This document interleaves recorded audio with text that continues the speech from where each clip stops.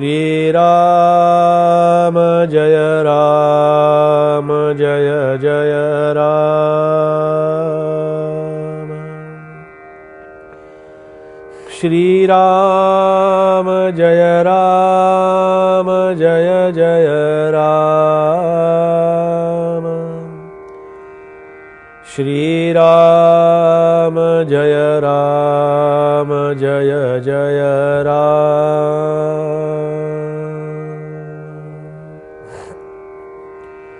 श्रीराम समर्थ श्रीराम। जे लावण्य रूपाची शोभा, जे परब्रह्म सूर्याची प्रभा, जे शब्दी वदोनी उभा संसारनासी श्रीराम। अतिशय सुंदर अशा प्रकारचं चिंतन या ग्रंथराज दासबोधातील शारदा मातेच्या स्तवनाच्या माध्यमातून आपण करतो आहोत। या संपूर्ण विश्वामध्ये, संपूर्ण जगामध्ये जे लावण्य आपल्याला पाहायला मिळतं, अप्रतिम अशा प्रकारचं सुंदर दृश्य आपल्याला पाहायला मिळतं, त्या सुंदर दृश्यातली शोभा जी आहे ना, दृश्य फक्त दृश्य नाही तर त्याच्यामध्ये असणारं सौंदर्य। फूल पाहिलं की आनंद होतो, पण नुसतं फूल पाहून आनंद घेऊन चालेल का? किंवा तेवढ्यावरती आपलं समाधान होतं का? आपल्या मनाशी विचारा आपण। काही नाही, अशी नुसती फुलं समोर ठेवलेली आहेत, वा वा वा किती सुंदर आहेत, अरे डोळ्याला आनंद झाला, दृष्टीला आनंद झाला, बघून आनंद झाला, किती सुंदर अशा प्रकारचं। आपण आता अगदी पहा, पावसाळ्यामध्ये वेगवेगळ्या ठिकाणी जातो, लोणावळ्याला जातो, कुठे आणखीन बाहेर हिमालयात जातो, अन्य ठिकाणी कुठेही जातो आपण निसर्गाच्या ठिकाणी। त्या निसर्गाच्या ठिकाणी गेल्यानंतर ते पाण्याचे धबधबे वाहत असतात। ते पाण्याचे धबधबे वाहत असताना किंवा त्या पाण्याची धबधब्याची सौंदर्य शक्ती पाहत असताना किती आनंद होतो। त्या पाण्याचा धबधबा बघितल्यानंतर हे सुंदर दृश्य आहे याची जाणीव आपल्याला आतमध्ये कोणीतरी करून देतं की नाही? पहा, समजावून घ्या विषय। हे दृश्य चांगलं आहे असं कोण सांगतं?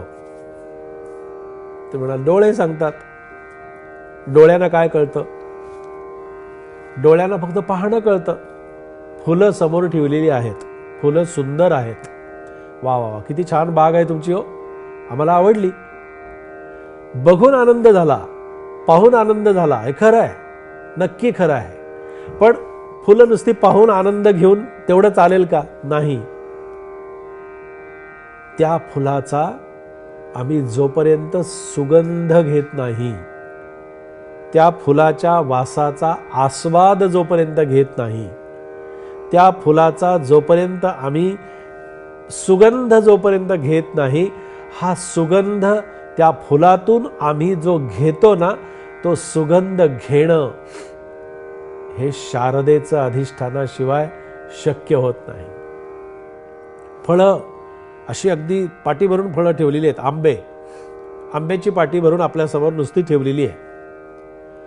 हो, पोटात भूक लागली, आंबे खायची इच्छा झाली, पण नुसते आंबे बघून पोट भरेल? नाही भरणार। आंबे पाहून फक्त पोट भरेल का? आंबे बघून आनंद होईल, वा वा वा किती सुंदर आंबे आहेत, किती सुंदर फळं आहेत, किती सुंदर फुलं आहेत, बघून आनंद झाला। पण जोपर्यंत मी त्या फळाचा आस्वाद घेत नाही, जोपर्यंत मी त्या फळाची चव चाखत नाही, जोपर्यंत त्या आंब्याचा रस माझ्या जिभेनं घेऊन किंवा मी खाऊन त्याचा आनंद मला जोपर्यंत मिळत नाही, तोपर्यंत मला पूर्ण समाधान होत नाही। फळांच्या मध्ये असणारा रस आणि फळांच्या मध्ये असणारी गोडी म्हणजे शारदेचं अस्तित्व असतं। फुलांच्या मध्ये असणारा सुगंध हा शारदेच्या अस्तित्वाच्या रूपानं असतो. निसर्ग आपण जो पाहत असतो हा निसर्ग ही शारदा मातेची कृपा आहे. पण आम्ही आमच्या विध्वंसक प्रवृत्तीनं काय केलेलं आहे, ते निसर्ग आम्ही संपवून टाकत आहोत. त्या निसर्गावरतीही माणूस मात करायला लागला, म्हणून निसर्ग बदलायला लागला आता सध्या. म्हणून समर्थाने म्हणलं की जे लावण्य रूपाची शोभा, लावण्य नुसतं पाहणं आणि त्याच्यातली शोभा अनुभवणं हे फार महत्त्वाचं असतं. म्हणून लावण्य स्वरूपाची शोभा, जे परब्रह्म सूर्याची प्रभा म्हणजे सौंदर्य ज्या ठिकाणी नांदत आहे त्याची स्वामिनी म्हणजे शारदा माता आहे. त्याची स्वामिनी तू आहेस असं समर्थ म्हणता आहेत. आणि तू परब्रह्म सूर्याची प्रभा आहेस. या सूर्याची प्रभा नुसती सूर्याची प्रभा म्हटलंय का, असा अर्थ समजावून घ्यायचा असतो. आपण असं चिंतन करायचं असतं की जे आम्हाला आमच्या चिंतनामध्ये आम्हाला आनंद देईल. इथे काय म्हटलंय की सूर्याची प्रभा बघितली, आम्हाला आनंद झाला. किती वेळ आनंद झाला, तो सूर्याची प्रभा होती तोपर्यंत. सूर्योदय आणि सूर्यास्त पाहण्यासाठी किती अगदी स्पर्धा लागलेली असते, किती लोक गर्दी करत असतात, वेगवेगळ्या ठिकाणी जातात सूर्योदय पाहण्यासाठी, सूर्यास्त पाहण्यासाठी. पण तो सूर्योदय आणि सूर्यास्त याच्यामध्ये तो पाहताना काही काळापुरताच मर्यादित असतो, काही ठराविक वेळेपुरता मर्यादित असतो, तो काही वेळेला संपून जातो. पण परब्रह्म सूर्याची प्रभा मात्र कधीही संपणारी नसते, कधी खंडित होणारी नसते, कधी न संपणारी असते. आणि अशी परब्रह्म सूर्याची प्रभा जी आहे ती शारदा माता आहे. आणि वेदामधल्या महावाक्याचा म्हणजे अहम ब्रह्मास्मीचा महावाक्याचा तू खऱ्या अर्थानं प्राण आहेस असं समर्थ तिला म्हणता आहेत. आणि जे शब्दी वदोनी उभा संसार नासे, तू प्राण आहेस. म्हणून संसार भ्रम जो आहे, संसाराचं अस्तित्व जे आहे, हे संसाराचा भ्रम नाहीस करणारी ती शारदा माता असते. संसार हा भ्रम आहे, संसार हा नाशिवंत आहे. संसार हा नाशिवंत असल्यामुळे तो करू नये किंवा त्याच्यामध्ये जास्ती लिप्त होऊ नये असं सांगणारी शक्ती जी आहे, ही शक्ती म्हणजे शारदा माता आहे. आणि त्या शारदा मातेचं समर्थ या ठिकाणी अशा माध्यमातून आपल्यासमोर हे चिंतन ठेवत आहेत.